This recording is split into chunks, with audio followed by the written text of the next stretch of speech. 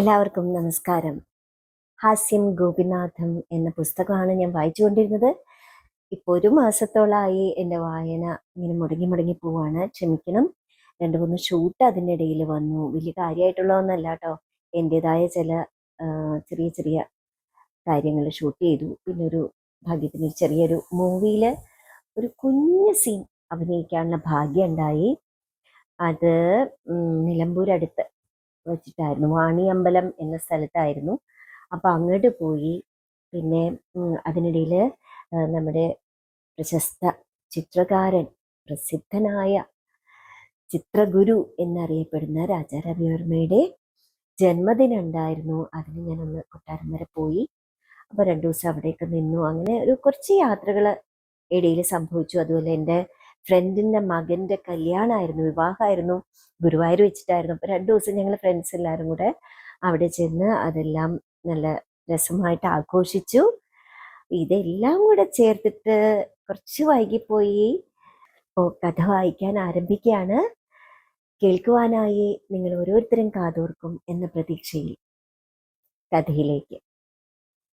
അപ്പോൾ ഹസ്യം ഗോപിനാഥം എന്ന പുസ്തകത്തിലെ അടുത്ത കഥ TV ജുഗൽബന്ദി. എന്താണെന്ന് നോക്കാം. വെളിച്ചം ദുഃഖമാണുണ്ണി, തമസല്ലോ സുഖപ്രദം എന്ന എമർജൻസി ലാമ്പിന്റെ വെളിച്ചത്തിൽ കവി പാടിക്കൊണ്ടിരുന്ന ഒരു ത്രിസന്ധിയിൽ ഡോക്ടർ ചന്ദ്രശേഖരന്റെ പരിശോധന മുറിയിലേക്ക് ഒരു സന്തുഷ്ട കുടുംബം കയറി വന്നു. അച്ഛൻ, അമ്മ, പുത്ര, ഭാര്യ, പൗത്രി. നിങ്ങളിൽ ആർക്കാണ് അസുഖം? ആന അന്തരീക്ഷത്തിൽ തുമ്പിക്കൈ കൊണ്ട് പരതും പോലെ ഡോക്ടർ വായുവിൽ സ്റ്റെതസ്കോപ്പ് വീശി. ഞങ്ങൾക്ക് എല്ലാവർക്കും ഓരോരോ അസുഖങ്ങളുണ്ട് ഡോക്ടറെ, കുടുംബനാഥൻ മൊഴിഞ്ഞു. എന്നിട്ട് ആദ്യ പേഷ്യൻ്റായി അദ്ദേഹം തന്നെ ഇരുന്നു കൊടുത്തു. എനിക്ക് വയറിലൊരു സ്തംഭനം, വയറ്റിൽ ഫുട്ബോൾ ഉള്ളതുപോലെ തോന്നുന്നു, തീരെ വിശപ്പുമില്ല. പിതാശ്രീയുടെ പൺകുടം പോലെയുള്ള വയറിൽ ഡോക്ടർ ഘടം വായിച്ചു. വായ തുറക്കൂ. എന്നിട്ട് ഡോക്ടർ ടോർച്ചുമായി വയറിനുള്ളിലേക്ക് ഇറങ്ങി പരിശോധിച്ചു. പിന്നീട് മരുന്ന് കുറിച്ചു. നെക്സ്റ്റ്. മാതാജി സ്റ്റൂളിലേക്ക് കയറി. എനിക്ക് നടക്കാൻ വലിയ ബുദ്ധിമുട്ട്. ഒരടി നടന്നാൽ കിതയ്ക്കാൻ തുടങ്ങും, നെഞ്ചിടിപ്പും പരവേശവും. മാതാജിക്കും മരുന്ന് എഴുതി. അടുത്ത ഊഴം പുത്രഭാര്യയുടേതായിരുന്നു. എനിക്ക് ഭയങ്കര തലവേദന, മാറുന്നില്ല. സനുഷിയെയും പരിശോധിച്ച് ഡോക്ടർ കുറിപ്പെഴുതി. പൗത്രിയുടെ രോഗം കണ്ണുവേദനയാണ്. അത് കാരണം പരീക്ഷയ്ക്ക് 0 മാർക്ക് വാങ്ങി സ്കൂളിന്റെ പേര് പത്രത്തിൽ വരുത്താൻ പോകുന്നത്രേ. പെൺകിടാവിന്റെ മൂക്കിലും ചുണ്ടിനും മുകളിലും പൊള്ളലേറ്റ പാടുകണ്ട് ഡോക്ടർ ജിജ്ഞാസുവായി. അത് മോൾക്ക് ജലദോഷം വന്നപ്പോൾ ബാമ്പ് പുരട്ടിയതാണ്. TV പരസ്യത്തിൽ കാണിച്ചതുപോലെ 1/4 കിലോ ഔഷധമാണ് മൂക്കിൽ തേച്ചത്. അത്രയും തന്നെ കഴുത്തിലും തേച്ചു. എല്ലായിടവും പൊള്ളി തൊലി പോയി, ഉണങ്ങി വരുന്നതേ ഉള്ളൂ. ഭഗവാനേ! പെട്ടെന്ന് ഡോക്ടറുടെ തലച്ചോറിൽ ഒരു മെഴുകുതിരി കത്തി. അപ്പോത്തിക്കരി ഏതാനും നിമിഷങ്ങൾ ആലോചനാ നിമഗ്നനായി. എത്ര കൊല്ലമായി നിങ്ങൾ TV വാങ്ങിയിട്ട്? കഴിഞ്ഞ കൊല്ലം മോൻ ഗൾഫിൽ നിന്ന് ലീവിൽ വന്നപ്പോൾ കൊണ്ടുവന്നതാ. VCRും ഉണ്ട്. അമ്മായിയമ്മ മരുമോളെ നോക്കി അഭിമാനത്തോടെ പറഞ്ഞു. എപ്പോഴൊക്കെയാണ് നിങ്ങൾ ടെലിവിഷൻ കാണാറുള്ളത്? അതിനുത്തരം പിതാശ്രീയാണ് പറഞ്ഞത്. രാവിലെ എഴുന്നേറ്റാലുടൻ TV തുറന്നാൽ പിന്നെ രാത്രി 12-1 മണി വരെ കാണും. പിന്നെ എല്ലാ ദിവസവും കാസറ്റ് ഇട്ട് 2-3 സിനിമയും കാണും, അമ്മ കൂട്ടിച്ചേർത്തു. മരുന്ന് കുറിച്ചു കൊടുത്ത കടലാസുകളെല്ലാം ഡോക്ടർ തിരികെ വാങ്ങി. നിങ്ങളുടെ രോഗത്തിന്റെ പേര് TV ജുഗൽബന്ദി എന്നാണ്. ടെലിവിഷൻ ശരീരത്തിൽ വ്യാപിക്കുമ്പോൾ എലിപ്പനി പോലെ പകരുന്നത് കൊണ്ട് ആണ് ഇതിന് ഈ പേര് വന്നത്. കുറേ ദിവസം ടെലിവിഷൻ കാണാതിരുന്നാൽ മരുന്നില്ലാതെ തന്നെ ഈ രോഗം മാറും. അയ്യോ! സാരമില്ല. TV കാണാതെ വരുമ്പോൾ കുറച്ച് ദിവസം അല്പം മനപ്രയാസവും ഡിപ്രഷനും ഒക്കെ ഉണ്ടാവും. എന്നും 4 കാലിൽ നടക്കുന്ന കുടിയന്മാർക്ക് യഥാസമയം വെള്ളമടിക്കാതെ വന്നാൽ തോന്നുന്നത് പോലുള്ള വിഡ്രോവൽ സിംറ്റംസ്. പെട്ടെന്ന് മുറിയിൽ വൈദ്യുതി തെളിഞ്ഞു. എമർജൻസി ലാമ്പ് കിട്ടു. ജുഗൽബന്ദി രോഗികൾ പുറത്തേക്ക് പാഞ്ഞു. ഏതോ ഒരു കുടുംബം കലക്കി സീരിയലിന്റെ ബാക്കി ഭാഗം കാണാൻ. TV അഡിക്റ്റ് ആയിട്ടുള്ള ഒരു കുടുംബത്തിന്റെ കഥയാണ് TV ജുഗൽബന്ദി എന്ന കഥയിലൂടെ നമ്മളിപ്പോ കേട്ടത്. അടുത്ത കഥ കൂടെ ഞാൻ വായിക്കുകയാണ്. കഥയുടെ പേര് വേക്കൻസി. അനന്തപുരിയിൽ ഈ ഉള്ളവൻ ഉദ്യോഗസ്ഥനായിരുന്ന കാലത്ത് നടന്ന സംഭവമാണെന്ന് ചിലർ പറയുന്നുണ്ട്. എന്തോ എറണാകുളത്ത് നിന്ന് സ്നേഹിതന്റെ ഫോൺ. അദ്ദേഹം തിരുവനന്തപുരത്ത് തുറക്കുന്ന ചെറിയ സ്ഥാപനത്തിൽ ജോലി ചെയ്യാൻ ഒരാളെ വേണം. ഞാനില്ലാത്തപ്പോൾ ഓഫീസ് മാനേജ് ചെയ്യാൻ കഴിയണം. കമ്പ്യൂട്ടർ പരിജ്ഞാനം വേണം. ഇംഗ്ലീഷ് നന്നായി സംസാരിക്കുന്ന നല്ല മുഖശ്രീയുള്ള ഒരു പെൺകുട്ടിയാണെങ്കിൽ ജോർ. എനിക്ക് പാർട്ടിയെ മുൻകൂട്ടി കാണുകയൊന്നും വേണ്ട. തനിക്ക് ഒരുപാട് ബന്ധങ്ങളുള്ളതല്ലേ, കൊള്ളാവുന്ന ഒരു കക്ഷിയെ കണ്ടുപിടിക്കുക.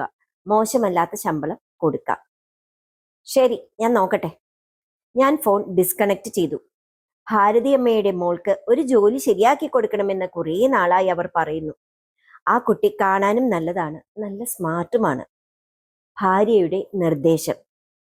സ്വന്തം വീട് ഉണ്ടാകുന്നതിന് മുമ്പ് ഞങ്ങൾ താമസിച്ചിരുന്ന വാടക വീടുകളിലൊന്നിന്റെ അയൽക്കാരിയായിരുന്നു ഭാരതിയമ്മ. കാണുമ്പോഴൊക്കെ മകളുടെ ജോലിക്കാര്യം പറയും. ഭാരതിയമ്മയുടെ ഭർത്താവ് ദാമോദരൻ നായരും ഇക്കാര്യം ഓർമ്മിപ്പിക്കാറുണ്ട്. സാറിന്റെ ഓഫീസിൽ വേക്കൻസി ഒന്നുമില്ലേ? ഒരിക്കൽ വഴിവക്കിൽ പിടിച്ചു നിർത്തി ദാമോദരൻ നായർ തൊണ്ടയിടറി ചോദിച്ചു. വേറെ എവിടെയെങ്കിലും നമുക്ക് ശരിയാക്കാം. എറണാകുളത്ത് നിന്ന് സ്നേഹിതൻ വീണ്ടും വിളിച്ചപ്പോൾ ഉദ്യോഗാർത്ഥിയുടെ പേരും യോഗ്യതകളും പറഞ്ഞു. ഭാര്യയുടെ ശുപാർശയാണെന്ന് ഊന്നി പറഞ്ഞു. ഞായറാഴ്ച രാവിലെ സ്നേഹിതൻ ഞങ്ങളുടെ വീട്ടിലെത്തി. അടുത്ത ദിവസം രാവിലെയാണ് ഓഫീസ് തുറക്കുന്നത്. ലതയ്ക്കുള്ള അപ്പോയിന്റ്മെന്റ് ഓർഡർ ഞങ്ങളെ ഏൽപ്പിച്ച് ഉച്ചയൂണും കഴിഞ്ഞ് സ്നേഹിതൻ ഹോട്ടലിലേക്ക് മടങ്ങി. ഒരു സർപ്രൈസ് സന്ദർശനത്തിലൂടെ ലതയുടെ നിയമന ഉത്തരവ് അവരുടെ വീട്ടിലെത്തിക്കാൻ ഞങ്ങൾ പരിപാടിയിട്ടു. വൈകുന്നേരം ഞങ്ങൾ അവരുടെ വീട്ടിലെത്തി. മകളുടെ അപ്രതീക്ഷിത നിയമന വാർത്ത ആ കുടുംബത്തിലുണ്ടാക്കുന്ന ആഹ്ലാദ നിമിഷങ്ങൾ ഞങ്ങൾ ഭാവനയിൽ കണ്ടു. ബെല്ലടിച്ചിട്ട് ആരും വാതിൽ തുറന്നില്ല. പരിചയമുള്ള വീടായതിനാൽ സ്വാതന്ത്ര്യത്തോടെ വീടിനുള്ളിലേക്ക് കയറി. കുടുംബം മുഴുവൻ ടെലിവിഷന്റെ മുമ്പിൽ. ഏതോ ഒരു കുടുംബം കലക്കി സീരിയലാണ്. അതിലെ നടികൾ എല്ലാവരും കരഞ്ഞുകൊണ്ട് വർത്തമാനം പറയുന്നു. ദാമോദരൻ നായരുടെ കുടുംബവും ഒപ്പം കരയുന്നു. സീരിയലിൽ മുഴുകിയിരിക്കുന്ന പ്രേക്ഷക കുടുംബം ഞങ്ങളുടെ സാന്നിധ്യം മനസ്സിലാക്കി തല തിരിക്കാതെ കൈ ഉയർത്തി ആംഗ്യം കാണിച്ചു. പിന്നിലെ കസേരയിൽ ഇരിക്കൂ എന്നായിരുന്നു ആ സന്ദേശം. ഞങ്ങൾ ഇരുന്നു. സീരിയലിലെ രംഗങ്ങൾ തുടർന്നു. 3 കുലസ്ത്രീകൾ അവരിൽ ഒരാളുടെ ക്രൂരയായ അമ്മായിയമ്മയെ ശിക്ഷിക്കാനുള്ള വഴികൾ ചർച്ച ചെയ്യുകയായിരുന്നു. ആ വീട്ടിലെ അടുക്കളക്കാരിയും രംഗം കൊഴിപ്പിക്കാൻ ഹാജരുണ്ട്. വീടിന്റെ ചവിട്ടുപടിയിൽ അല്പം വെളിച്ചെണ്ണ ഒഴിക്കുക. അമ്മായിയമ്മ നടുവും തല്ലി വീണ് കിടപ്പിലാകും. വേണ്ട വേണ്ട, പിന്നെ ഞാൻ തന്നെ അവരെ നോക്കണ്ടേ? എന്നാൽ അടുക്കളയിൽ ഗ്യാസ് തുറന്നു വിട്ട് കൊന്നു കളഞ്ഞാലോ? കൊല്ലണ്ടടി, 2 പെൻഷനുള്ളതാ തള്ളയ്ക്ക്. സ്വന്തം പെൻഷനും മരിച്ചുപോയ മൂപ്പിലാന്റെ ഫാമിലി പെൻഷനും. തീരെ സഹിക്കാൻ വയ്യാതായപ്പോൾ ഞാൻ പറഞ്ഞു, ഞങ്ങൾ പിന്നൊരിക്കൽ വരാം. ശരി, അങ്ങനെയാട്ടെ, പിന്നെ വരണേ. ദാമോദരൻ നായരും ഭാരതി അമ്മയും പിന്നിലേക്ക് നോക്കാതെ പറഞ്ഞു. Bye uncle, bye aunty. ലതയുടെ യാത്രാമൊഴി. കാർ കവടിയാർ ഹൈവേയിൽ എത്തിയപ്പോൾ ഭാര്യ ബാഗിൽ നിന്ന് ലതക്കുട്ടിയുടെ നിയമന ഉത്തരവെടുത്ത് ചെറു കഷ്ണങ്ങളായി പുറത്തേക്ക് പറത്തി. കക്ഷിയുടെ മുഖത്ത് ഗൗരവം. ഞാൻ ശബ്ദമില്ലാതെ ചിരിച്ചു. ചമ്മുമ്പോൾ ഞങ്ങൾ അങ്ങനെയാണ്. വീട്ടിലെത്തിയ ഉടൻ സ്നേഹിതനെ ഫോണിൽ വിളിച്ചു. ആ കുട്ടി വരില്ല കേട്ടോ, അതിന് വേറെ ജോലി കിട്ടി. TV കണ്ട് അവസാനം വന്ന ഒരു നിയമന ഉത്തരവ്, അത് കേൾക്കുക പോലും ചെയ്യാണ്ട് ആ ജോലിയും നഷ്ടമായി. ഏതൊക്കെ വീടുകളിൽ ഇങ്ങനെയൊക്കെ അനുഭവങ്ങൾ ഉണ്ടാവോ ഈശ്വര, ആർക്കും അങ്ങനെയൊന്നും വരാതിരിക്കട്ടെ. അപ്പൊ നല്ലൊരു തമാശ കഥ കേട്ട ഒരു സുഖം, വായിച്ച സുഖം എനിക്ക്, കേട്ട സുഖം നിങ്ങൾക്ക് ഉണ്ടാവുമെന്ന് കരുതുന്നു. വേറൊരു ദിവസം മറ്റൊരു കഥയുമായി ഞാൻ വരാം. നന്ദി, നമസ്കാരം.